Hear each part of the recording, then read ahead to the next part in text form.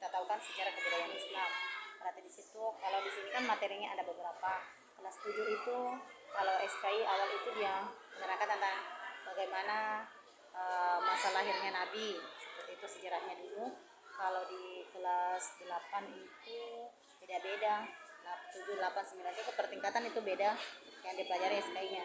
Tapi sekarang kalau SKI sebenarnya kita sudah berpanduan kepada kurikulum merdeka ya, tapi sekarang agama kita tersendat di bagian buku karena belum ada keluar buku yang berpanduan tentang kurikulum merdeka.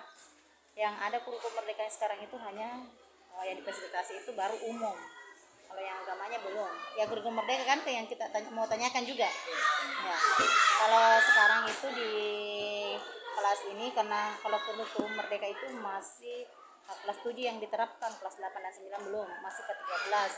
Tapi terkait dengan pelajaran agama untuk sekarang karena tersendat hampir semua sekolah kayaknya seperti itu. Kalau mapel agamanya belum ada kurikulum merdekanya yang keluar, belum ada cetakan bukunya. Sampai sekarang kita sudah pesan tapi belum ada sampai sekarang. Jadi kita masih pakai K13, kecuali kalau yang umum kita sudah pakai kurikulum merdeka gitu. Nah, kendalanya kita mengajar, itu salah satu kendala kita mengajar.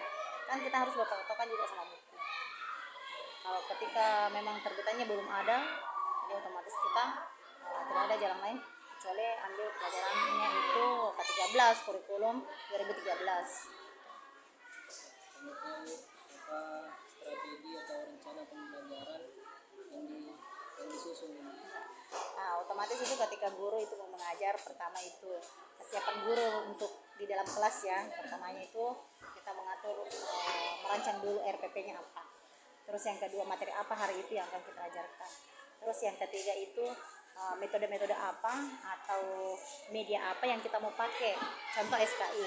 Tetapi bisa salah satunya itu memakai medianya itu kayak anak-anak dipasangkan apa namanya itu di layar ya, bisa saja kan contoh sejarah lahirnya Nabi, bisa kita pasangkan video bagaimana Nabi lahir, bagaimana dia sebelum lahir atau dalam kandungan, seperti itu media yang kami pakai.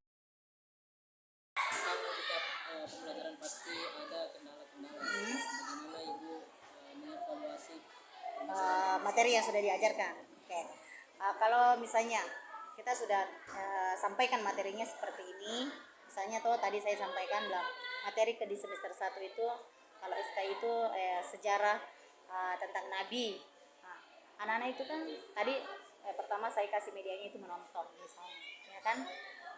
Jadi ketika selesai materinya, untuk memberikan sampai di mana pengetahuannya anak-anak untuk mengatasi itu, makanya saya biasanya ada tanya jawab, kan ada yang biasanya seperti itu ya, tanya jawab anak-anak atau menyimpulkan apa tadi yang Anda bisa tangkap, apa yang bisa kamu ambil dari video yang di atas tadi misalnya yang disampaikan kan.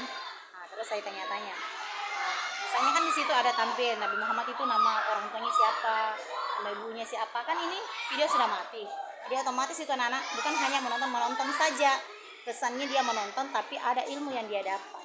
Nah, jadi saya tanya, ada metode pembelajaran saya itu biasanya ada catchword, ada tanya jawab, ada media diskusi kayak begitu ya. Nah, tapi saya pakai misalnya tanya jawab.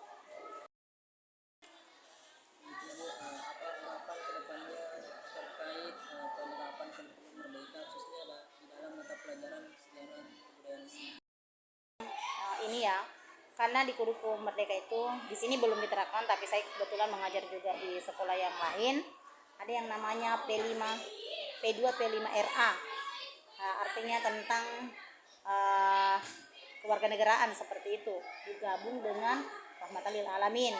Jadi itu siswa selain daripada dia belajar, dia juga mempunyai akhlak rahmatan lil alamin, seperti itu.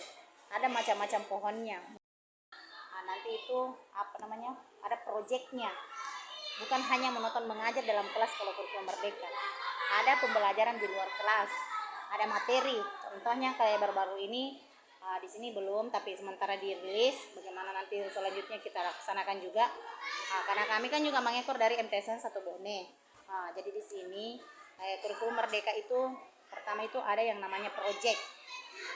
proyeknya itu praktek di luar kelas. Contoh tadi baru-baru ini yang disanakan itu adalah tentang bullying, kasus bullying dirangkai dengan rahmatan lil alamin. Artinya bagaimana siswa itu dibawa atau dikiring supaya tidak membuli orang, karena salah satunya itu yang marak sekarang kan tentang bullying. Nah, yang itu. Nah, terus dikaitkan dengan rahmatan lil alamin, kan ada pohon-pohon ininya, ada macam-macam cabangnya di siswa itu bukan hanya pandai intelektualnya ya, ilmunya saja, tapi paling tidak siswa itu juga mampu berakhlakul karimah. Makanya tadi itu bullying dirangkaikan dengan rahmatan lil alamin supaya siswa itu bisa melangkah bagaimana dia melangkah. Seperti itu.